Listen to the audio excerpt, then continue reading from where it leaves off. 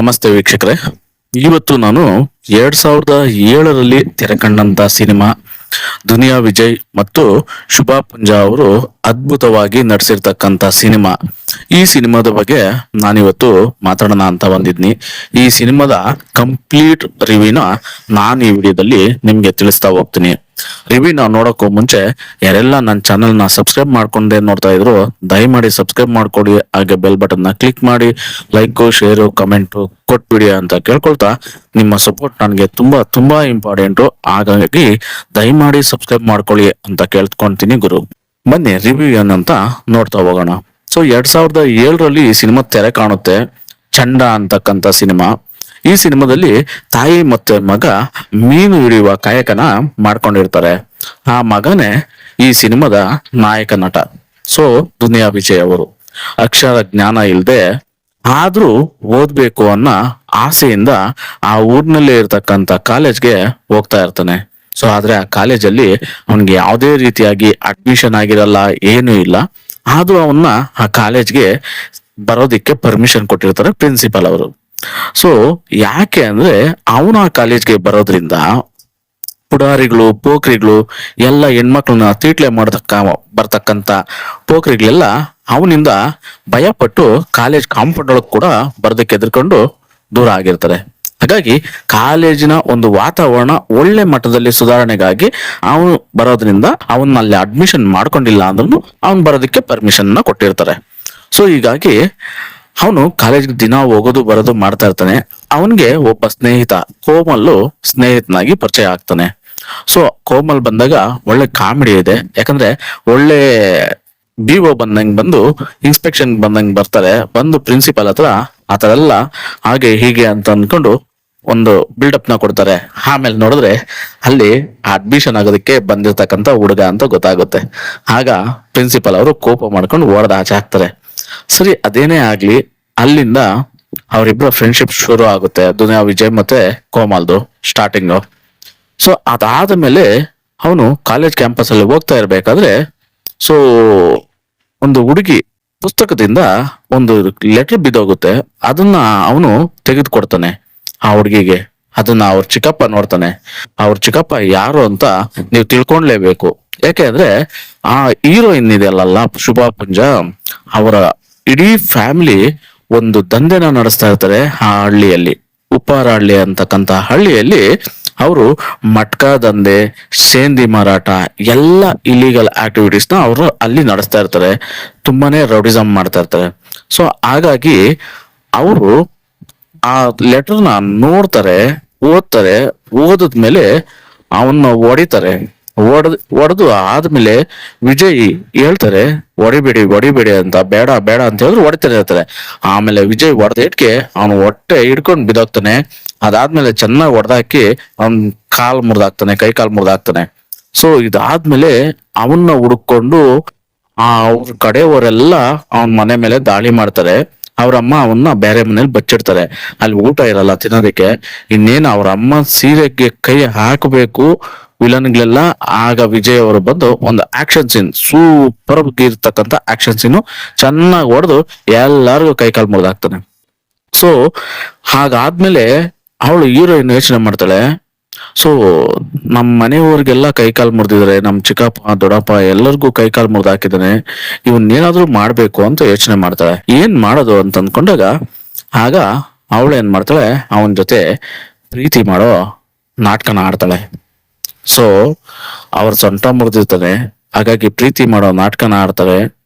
So ನಾಯಕನಿಗೆ ಹೊಡೆಯೋದಿಕ್ಕೆ ಮನೆಯವರೆಲ್ಲ ಹೋಗಿದ್ರಲ್ಲ, ಯಾಕಂದ್ರೆ ಅಷ್ಟು ಜನ ಹೋದ್ರು ಅವನ್ನೇನು ಮಾಡ್ಕೊಳಕ್ಕಾಗಿಲ್ಲ. ಹಾಗಾಗಿ ಅವಳು ಪ್ರೀತಿ ಮಾಡೋ ನಾಟಕನ ಆಡ್ತಾಳೆ. ಅವನ್ನ ಪ್ರೀತಿಸ್ತಾಳೆ. ಪ್ರೀತಿಸಿ ಆದ್ಮೇಲೆ ಅವನು ತುಂಬಾನೇ ಬದಲಾವಣೆ ಆಗ್ತಾನೆ. ಅಂದ್ರೆ ಕುಡಿಯೋದ್ ಬಿಡ್ತಾನೆ. ಅವಳು ಪ್ರಾಮಿಸ್ ಮಾಡಿಸ್ಕೊಂತಾಳೆ ಕುಡಿಬಾರ್ದು ಅಂತ. ಕುಡಿಯೋದ್ ಬಿಡ್ತಾನೆ. ಯಾರನ್ನೋ ಮೇಲೂ ಕೈ ಮಾಡಬಾರ್ದು ಅಂತ ಪ್ರಾಮಿಸ್ ಮಾಡ್ಕೊಂತಾಳೆ. ಸೊ ಅವನು ಒಳ್ಳೆ ಹುಡುಗನ ರೀತಿಯಲ್ಲಿ ಯಾರನ್ನೂ ಹೊಡಿಯಲ್ಲ, ಬಡಿಯಲ್ಲ, ಕುಡಿಯಲ್ಲ, ಡೀಸೆಂಟ್ ಆಗಿ ಒಂದು ಹುಡುಗ ಆಗ್ಬಿಡ್ತಾನ ಅವನು. ಸೊ ಹಂಗಾದ್ಮೇಲೆ ಅವನೇನ್ ಮಾಡ್ತಾನೆ, ಮನೆಗೆ ಹೋಗ್ತಾನೆ. ಮನೆಗೆ ಹೋಗಿ ಹೆಣ್ ಕೇಳೋದಕ್ಕೆ ಅಂತ ಹೋಗ್ತಾನೆ. ಅಲ್ಲಿ ಬೇರೆಯವರು ಹೆಣ್ಣು ನೋಡೋದಕ್ಕೆ ಅಂತ ಬಂದಿರ್ತಾರೆ. ಆಗ ಅಲ್ಲಿ ಕೇಳೋದಕ್ಕೆ ಹೋದಾಗ ಎಲ್ಲರೂ ಸುಮ್ಮನೆ ಇದ್ರು. ಅವಳಾಗ ಹೇಳ್ತಾಳೆ, ಯಾರ್ ನೀನು? ನಿನ್ ಮುಖನ್ ನೋಡ್ಕೊಂಡಿದ್ಯಾ? ನಿನ್ನ ನಾನ್ ಲವ್ ಮಾಡ್ಬೇಕಾ? ನೀನು ನಾನು ಮದುವೆ ಆಗ್ತೀರಾ ಅಂತ. ಆಗ ಅವನ್ಗೆ ತುಂಬಾನೇ ಬೇಜಾರಾಗುತ್ತೆ, ಮನ್ಸಿಗೆ ನೋವಾಗುತ್ತೆ. ಆಮೇಲೆ ಅವ್ನು ಕೇಳ್ಕೊಂತಾನೆ. ಅವಳು ಅವಾಗ ಹೇಳ್ತಾಳೆ, ನೀನು ನಮ್ ಚಿಕ್ಕಪ್ಪ ದೊಡ್ಡಪ್ಪ ಎಲ್ಲರಿಗೂ ಕೈ ಕಾಲು ಮುರಿದು ಹಾಕಿದೀಯಾ, ಸೊಂಟ ಮುರಿದಿದ್ಯಾ, ಹಾಗಾಗಿ ನಿನ್ ಮೇಲೆ ರಿವೆಂಜ್ ತೀರ್ಸ್ಕೊಳೋದಕ್ಕೋಸ್ಕರ ಇಷ್ಟೆಲ್ಲ ಮಾಡ್ದೆ ಅಂತ ಅವಳು ಬಾಯ್ ಬಿಟ್ಟು ಹೇಳಿದಾಗ ಅವನ ಮನ್ಸು ಒಡೆದೋಗುತ್ತೆ. ಸೊ ಅಲ್ಲಿಂದ ಆಚೆ ಹಾಕ್ತಾರೆ ಮನೆಯಿಂದ. ಅವನ ಆಚೆ ಹೋಗಿ ಇಷ್ಟೆಲ್ಲ ಒದ್ದಾಡ್ತಾನೆ, ಏನೆಲ್ಲ ಮಾಡ್ತಾನೆ ಅವಳನ್ನ ಮರೆಯೋದಕ್ಕೆ. ಸೊ ಮರೆಯೋದಕ್ಕೆ ಆಗಲ್ಲ. ಅವಳು ಹೇಳ್ತಾಳೆ, ನನ್ನ ಮರೆಯಕ್ಕೂ ಆಗದೆ ಬಿಡಕ್ಕೂ ಆಗದೆ ಒದ್ದಾಡ್ಬೇಕು ನೀನು ಅಂತ.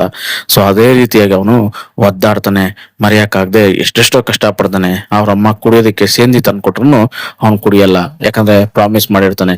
ಒಡೆಯಕ್ಕೆ ಮನ್ಸು ಬಂದ್ರು ಒಡೆಯಲ್ಲ. ಎಲ್ಲರೂ ಓಡಿಸ್ಕೊಂಡ್ಬರ್ತಾರೆ ಅವನ್ನ ಮುಚ್ಚು ಲಾಂಗಗಳು ಇಟ್ಕೊಂಡು. ಬಟ್ ಅವನ್ ಮಾತ್ರ ಯಾರ ಮೇಲೆ ಕೈ ಮಾಡದೆ ಅಲ್ಲಿಂದ ತಪ್ಸ್ಕೊಂಡು ಓಡ್ ಬರ್ತಾನೆ. ಓಡ್ ಬಂದು ಅವ್ರ ಮನೆಗ್ ಬರ್ತಾನೆ. ಅವ್ರ ಮನೆಗ್ ಬಂದ್ಮೇಲೆ ಅಲ್ಲಿ ಕೇಳ್ಕೊಂತಾನೆ, ಪರಿಪರಿಯಾಗಿ ಕೇಳ್ಕೊಂತಾನೆ. ಯಾರು ಮಾತಾಡೋದಿಲ್ಲ. ಅವಾಗ ಅವ್ನು ಹೇಳ್ಕೊಂತಾನೆ, ನಾನ್ ನಿಮ್ ಮಗಳನ್ನ ಬಿಟ್ಟು ಇರಕ್ ನನ್ನಿಂದ ಆಗ್ತಾ ಇಲ್ಲ, ಮರೆಯೋದಕ್ ನನ್ಗೆ ಆಗ್ತಾ ಇಲ್ಲ, ದಯಮಾಡಿ ಏನಾದ್ರು ಮಾಡಿ, ನಾನು ಒಳ್ಳೆಯವನಾಗಿದ್ನಿ, ಯಾರ ಮೇಲೆ ಕೈ ಮಾಡಲ್ಲ, ಹಾಗೆ ಹೀಗೆ ಕೊಟ್ಟು ಮದುವೆ ಮಾಡಿ ಅಂತ ಎಷ್ಟು ಕೇಳ್ಕೊಂಡ್ರು ಯಾರು ಏನೂ ಹೇಳಲ್ಲ. ಅವನ್ ಬರ್ತಾ ಇದ್ದಂಗೆ ಮನೆ ಒಳಗಡೆ ಅವರಪ್ಪ ಪೊಲೀಸ್ ಅವ್ರಿಗೆ ಫೋನ್ ಮಾಡಿ ಕರ್ಸಿರ್ತಾನೆ. ಹಾಗಾಗಿ ಪೊಲೀಸ್ ಅವ್ರು ಬರ್ತಾರೆ. ಪೊಲೀಸ್ ಅವ್ರು ಬಂದು ಅವನ್ನ ಅಲ್ಲಿಂದ ಸ್ಟೇಷನ್ ಕರ್ಕೊಂಡು ಹೋಗ್ತಾರೆ. ಎಷ್ಟೇ ಗೋಳಾಡಿದ್ರು ಕೇಳಲ್ಲ, ಹೇಳ್ಕೊಂಡು ಸ್ಟೇಷನ್ಗೆ ಹೋಗ್ತಾರೆ. ಸ್ಟೇಷನ್ಗೆ ಹೋಗಿ ಚೆನ್ನಾಗಿ ಹೊಡಿತಾರ ಅವನ್ನ, ವಿಜಯ್ನ. ಎಷ್ಟು ಹೊಡೆದ್ರು ತಡ್ಕೊಂತಾನೆ. ಆಮೇಲೆ ಪ್ರಿನ್ಸಿಪಾಲ್ ಮತ್ತೆ ಕೋಮಲ್ ಅವ್ರು ಹೋಗ್ತಾರೆ, ಹೋಗಿ ಬಿಡ್ಸ್ಕೊಂಬರ್ದಕ್ಕೆ ಅಂತ. ಅಲ್ಲಿ ಪ್ರಿನ್ಸಿಪಾಲ್ಗೆ ಹೇಳ್ತಾರೆ ಪೊಲೀಸ್ ಅವರು, ನೀನು ಇಲ್ಲೀಗಲ್ ಆಗಿ ಅವನ್ನ ಕಾಲೇಜ್ ಒಳಗಡೆ ಸೇರ್ಸ್ಕೊಂಡಿದ್ಯಾ, ಇನ್ ಜಾಸ್ತಿ ಮಾತಾಡಿದ್ರೆ ನಿನ್ನ ಒದ್ದೊಳಗ ಹಾಕ್ತೀನಿ ಅಂತ. ಸೊ ಆಮೇಲೆ ಅಲ್ಲಿ ಏನೋ ವಾದ ವಿವಾದಗಳಾಗ್ತೈತೆ. ಆಮೇಲೆ ಕೋಮಲ್ ಅವರು ಅಲ್ಲಿಂದ ಒಂದ್ಸಾರಿ ನೋಡ್ಕೊಂಡು ಹೋಗ್ತೀರಿ ಸರ್ ಅಂದ್ಬಿಟ್ಟು ಕೋಮಲ್ ಹೋಗಿ ನೋಡ್ತಾನೆ. ನೋಡಿದ್ರೆ ಚೆನ್ನಾಗಿ ಹೊಡೆದಾಕಿರ್ತಾರೆ, ಅವನ್ಗೆ ಇರೋಕ್ಕಾಗಲ್ಲ, ಹತ್ಕೊಂಡ್ ಬಂದ್ಬಿಡ್ತಾನೆ. ಆಮೇಲೆ ಕೇಳ್ಕೊಂತಾನೆ ಇಲ್ಲಿ ಬಂದು ಕಾಲೇಜಲ್ಲಿ ಅವಳನ್ನ, ಎನ್ನಿಂದ ಇವ್ನು ಹಿಂಗೆಲ್ಲಾ ಆಗಿದ್ದಾನೆ, ಹಿಂಗೆಲ್ಲಾ ಮಾಡಿದ್ಯಾ, ಯಾಕೆ ಈ ತರ ಮಾಡ್ತಾ ಇದೀಯ, ಇನ್ನು ಏನ್ ಮಾಡ್ಬೇಕಂತಿದ್ಯಾ ಅಂತ ಅನ್ಕೊಂಡು ಈ ಕಾಲೇಜು ಬೇಡ ಯಾವ್ದು ಬೇಡ ಅಂತ ಅಲ್ಲಿಂದ ಕೋಮಲ್ಲು ಕಾಲೇಜ್ ಒಳಗಡೆಯಿಂದ ಹೊರಟೋಗ್ತಾನೆ. ಅದನ್ನ ನೋಡಿದಂತ ಪ್ರಿನ್ಸಿಪಲ್ ಅವರು ಮೂಕ ವಿಸ್ಮಿತರಾಗಿರ್ತಾರೆ. ಸೊ ಇದೆಲ್ಲ ಆದ್ಮೇಲೆ ಏನೆಲ್ಲ ಆಗುತ್ತೆ ಅನ್ನೋ ಬೆಳವಣಿಗೆಗಳನ್ನ ನಾನು ಹೇಳ್ತೀನಿ. ಲಾಸ್ಟ್ ಕ್ಲೈಮ್ಯಾಕ್ಸ್ ಮಾತ್ರ ಸೂಪರ್ ಆಗಿದೆ. ಕ್ಲೈಮ್ಯಾಕ್ಸು ಏನಂದ್ರೆ, ಅವನ್ ಅಲ್ಲಿಂದ ತಪ್ಸ್ಕೊಂತಾನೆ ಸ್ಟೇಷನ್ ಇಂದ. ಯಾಕೆ ಅಂದ್ರೆ ಅವಳ ಮದ್ವೆ ಅಂತ ಗೊತ್ತಾಗುತ್ತೆ. ಆಗ ಅಲ್ಲಿಂದ ಅವ್ನು ತಪ್ಸ್ಕೊಂತಾನೆ. ಪೊಲೀಸರನ್ನೆಲ್ಲ ಹೊಡೆದು ಬಡ್ದು ಅಲ್ಲಿಂದ ತಪ್ಸ್ಕೊಂಡು ವಿಜಯ್ ಮನೆಗ್ ಬರ್ತಾನೆ. ಮನೆಗ್ ಬಂದ್ರೆ ಮದುವೆ ಮನೆ ಎಲ್ಲಾ ಶೃಂಗಾರ ಆಗಿರುತ್ತೆ. ಮದುವೆ ಮನೆ ಒಳಗಡೆ ಹೋಗ್ತಾನೆ, ಯಾರು ಏನು ಮಾತಾಡಲ್ಲ. ಸೊ ಅಲ್ಲಿಂದ ಒಳಗಡೆ ಹೋಗ್ತಾನೆ. ಹೊಡೆದು ಒಳಗಡೆ ಹೋದ್ರೆ ಅವಳು ಹಸೆಮಣ್ ಮೇಲೆ ಕುತ್ಕೊಂಡಿರ್ತಾಳೆ. ಹೋಗಿ ಪಕ್ಕದಲ್ಲಿ ಕುತ್ಕೊಂತಾನೆ. ಹೇಗಿದ್ರು ಮದುವೆ ಆಗ್ತಾ ಇದೆಯಾ, ಎಲ್ಲಾ ರೆಡಿ ಇದೆ, ತಾಳಿ ಕಟ್ಬಿಡ್ತೀನಿ, ಕೊಡಿ ಅಂದ್ಬಿಟ್ಟು ತಾಳಿ ಇಸ್ಕೊಂತಾನೆ. ಪುರೋಹಿತರ ಹತ್ರ ತಾಳಿ ಇಸ್ಕೊಂಡು ಅವಳಿಗೆ ತಾಳಿ ಕಟ್ಟೋದಿಕ್ಕೆ ಅಂತ ಮಂತ್ರ ಹೇಳಿ ಪುರೋಹಿತ್ರೆ ಅಂತಂದ್ಬಿಟ್ಟು ತಾಳಿ ಕಟ್ಟೋದಿಕ್ಕೆ ಹೋಗ್ತಾನೆ. ಆಗ ಅವಳು ಕೆಳಗಡೆ ಬೀಳ್ತಾಳೆ ಅವನ ಮೇಲೆ. ಆಗ ಅವಳು ಸತ್ತೋಗಿರ್ತಾಳೆ. ಯಾಕೆ ಅಂದ್ರೆ ಅವಳಿಗೂನು ಅವನ್ ಬಿಟ್ಟು ಮರೆಯೋದಕ್ಕಾಗಲ್ಲ. ಜೊತೆಗೆ ಅವಳು ಅವನ್ಗೆ ಮೋಸ ಮಾಡ್ದೆ ಅನ್ನೋ ಗಿಲ್ಟ್ ಫೀಲಿಂಗು, ಜೊತೆಗೆ ಅವನ್ ಬೇಕು ಅನ್ನೋ ಒಂದು ಆಸೆ. ಹಾಗಾಗಿ ಅವಳು ವಿಷ ತಗೊಂಡ್ಬಿಟ್ಟಿರ್ತಾಳೆ. ಸೊ ಸತ್ತೋಗಿರ್ತಾಳೆ. ಸೊ ಅಲ್ಲಿಂದ ಎಲ್ಲರ ಆಕ್ರಂದನ ಮುಗಿಲು ಮುಟ್ಟುತ್ತೆ. ಅದಾದ್ಮೇಲೆ ಆ ಸೀನ್ ಕಂಪ್ಲೀಟ್ ಆಗುತ್ತೆ. ಹೀರೋಯಿನ್ ಸತ್ತೋಗ್ತಾಳೆ. ಆಮೇಲೆ ನೆಕ್ಸ್ಟ್ ಸೀನ್ ಅಲ್ಲಿ ವಿಜಯ್ ಅವರು ನೀಟಾಗಿ ತಲೆ ಬಾಚ್ಕೊಂಡು, ಇನ್ಶರ್ಟ್ ಮಾಡ್ಕೊಂಡು, ಶೂಸ್ ಹಾಕೊಂಡು, ಒಂದ್ ಬ್ಯಾಗ್ ತಗ್ಲಾಕೊಂಡು ಬರ್ತಾರೆ. ಬಂದು ಒಂದಷ್ಟು ಹೂವು ತಗೊಂತಾರೆ, ಮಲ್ಲಿಗೆ ಹೂವು ತಗೊಂತಾರೆ. ಅಲ್ಲಿಂದ ಹೋಗಿ ಸ್ವೀಟ್ಸ್ ಅಂಗಡಿನಲ್ಲಿ ಸ್ವೀಟ್ಸ್ ಒಂದ್ ಬಾಕ್ಸ್ ಕಟ್ಸ್ಕೊಂತಾರೆ. ಅಲ್ಲಿಂದ ಹೋಗ್ತಾ ಇದ್ರೆ ಒಂದು ಹೆಣನ ಎತ್ಕೊಂಡು ಜನ ಎಲ್ಲ ಹೋಗ್ತಾ ಇರ್ತಾರೆ. ಆಗ ಇವನು ಅಲ್ಲಿಂದ ಓಡ್ತಾನೆ, ಒಂದು ಕೋಲ್ ಎತ್ಕೊಂಡು ಓಡೋಗ್ಬಿಟ್ಟು ಆ ಹೀರೋಯಿನ್ ಸಮಾಧಿ ಪಕ್ಕದಲ್ಲಿ ಕುತ್ಕೊಂಡು ಕೋಲ್ ಇಟ್ಕೊಂಡ್ ಕುತ್ಕೊಂತಾನೆ. ಅವ್ರು ಹೆಣ ಎತ್ಕೊಂಡ್ ಬರ್ತಾ ಇರ್ತಾರೆ. ಅಲ್ಲೊಬ್ಬ ಕೇಳ್ತಾರೆ, ಇವ್ರು ಯಾಕೆ ಹಿಂಗ್ ಕೂತಿದ್ದಾನೆ ಸಮಾಧಿ ಮುಂದೆ ಅಂತ. ಆವಾಗ ಅವ್ರು ಹೇಳ್ತಾರೆ, ಎಲ್ಲಾ ಕಡೆನು ತಾಜ್ ಮಹಲ್ ನೋಡಿದ್ರ, ಆದ್ರೆ ನಮ್ಮೂರಲ್ಲಿ ತಾಜ್ ಮಹಲ್ ಇದೇನೆ ತಾಜ್ ಮಹಲ್. ಯಾಕಂದ್ರೆ ಅವನ್ ಪ್ರೀತಿಸಿದ ಹುಡ್ಗಿ ಸತ್ತೋಗಿದ್ದಾಳೆ. ಹಾಗಾಗಿ ಅವನ್ ತಿನ್ನೋದು, ಕುಡಿಯೋದು, ಊಟ ಮಾಡೋದು, ಮಲಗೋದು ಎಲ್ಲ ಇಲ್ಲೇ ಆಗಿರುತ್ತೆ. ಆ ತರ ಅವನ್ ಆಗ್ಬಿಟ್ಟಿದ್ದಾನೆ ಅಂತ ಹೇಳ್ತಾರೆ. ಆಗ ನೋಡಿದ್ರೆ ಅವರೆಲ್ಲ ಹೋದ್ಮೇಲೆ ಆ ಕೋಲನ್ ಪಕ್ಕಕ್ಕೆ ಬಿಸಾಕಿ ಕ್ಲೀನ್ ಆಗಿ ಸಮಾಧಿನ ಕ್ಲೀನ್ ಮಾಡಿ, ಆಮೇಲೆ ಅದ್ರ ಮೇಲೆ ನೀರ್ ಹಾಕಿ, ಆಮೇಲೆ ಹೂ ಹಾಕಿ, ಅರ್ಶಿನ ಕುಂಕುಮ ಇಟ್ಟು, ಸ್ವೀಟ್ ಬಾಕ್ಸ್ ಇಟ್ಟು, ಆಮೇಲೆ ಅವನು ಅಲ್ಲಿ ಒಂದ್ ಸ್ವಲ್ಪ ತಿಂದು ಅಲ್ಲೇ ಪಕ್ಕದಲ್ಲಿ ಚಾಪೆ ಹಾಸ್ಕೊಂಡ್ ಗೋರಿ ಪಕ್ಕದಲ್ಲಿ ಮಲ್ಕಂತಾನೆ ಅವಳ ಪಕ್ಕದಲ್ಲಿ. ಇದು ಈ ಸಿನಿಮಾದ ಎಂಡಿಂಗ್ ಸೀನ್. ನಿಜಕ್ಕೂ ಈ ಸಿನಿಮಾದ ಎಂಡಿಂಗ್ ಸೀನ್ ತುಂಬಾನೇ ಕಷ್ಟ ಅನ್ಸುತ್ತೆ, ತುಂಬಾನೇ ಬೇಜಾರಾಗುತ್ತೆ. ಹೀರೋಯಿನ್ನು ಸಾಯ್ಬಾರ್ದಾಗಿತ್ತು. ಆದ್ರೆ ಆ ಸಿನಿಮಾದಲ್ಲಿ ಅದೇ ಕರೆಕ್ಟ್ ಅನ್ಸುತ್ತೆ. ಯಾಕಂದ್ರೆ ಆ ಸಿನಿಮಾಗೆ ಅದು ಸೂಟಬಲ್ ಅಂತ ನನ್ನ ಅನಿಸಿಕೆ. ಸೊ ತುಂಬಾನೇ ಚೆನ್ನಾಗಿದೆ ಓವರ್ ಆಲ್ ಆಗಿ ಸಿನಿಮಾ. ನೀವೊಂದ್ಸರಿ ನೋಡಿಲ್ಲ ಅಂದ್ರೆ ನೋಡಿ, ಎಲ್ಲಾ ಕಡೆ ಸಿಗ್ತಾ ಇದೆ. ಚಂಡ ಸಿನಿಮಾ, ದುನಿಯಾ ವಿಜಯ್ ಹಾಗೂ ಶುಭಾ ಪುಂಜ ಅವರು ನಟಿಸಿರ್ತಕ್ಕಂಥ ಸಿನಿಮಾ, ಎಸ್ ನಾರಾಯಣ್ ಅವರು ನಿರ್ದೇಶನ ಮಾಡಿರ್ತಕ್ಕಂಥ ಸಿನಿಮಾ. ಆ ಕಾಲಕ್ಕೆ ಒಂದು ಸೂಪರ್ ಡೂಪರ್ ಹಿಟ್ ಸಿನಿಮಾ ಅಂತ ಹೇಳೋದಕ್ಕೆ ಇಷ್ಟಪಡ್ತೀನಿ ಗುರು. ಹಾಗೆ ನನ್ನ ಚಾನಲ್ ನ ಯಾರೆಲ್ಲ ಸಬ್ಸ್ಕ್ರೈಬ್ ಮಾಡ್ಕೊಂಡು ನೋಡ್ತಾ ಇದ್ರು, ದಯಮಾಡಿ ಸಬ್ಸ್ಕ್ರೈಬ್ ಮಾಡ್ಕೊಳ್ಳಿ, ಬೆಲ್ ಬಟನ್ ನ ಕ್ಲಿಕ್ ಮಾಡಿ, ಲೈಕ್ ಶೇರ್ ಕಮೆಂಟ್ ಕೊಟ್ಬಿಡಿ ಅಂತ ಕೇಳ್ಕೊಳ್ತಾ ಸಿಗೋಣ ಗುರು ಮತ್ತೊಂದು ವಿಡಿಯೋದಲ್ಲಿ. ಧನ್ಯವಾದಗಳು, ಶುಭ ದಿನ.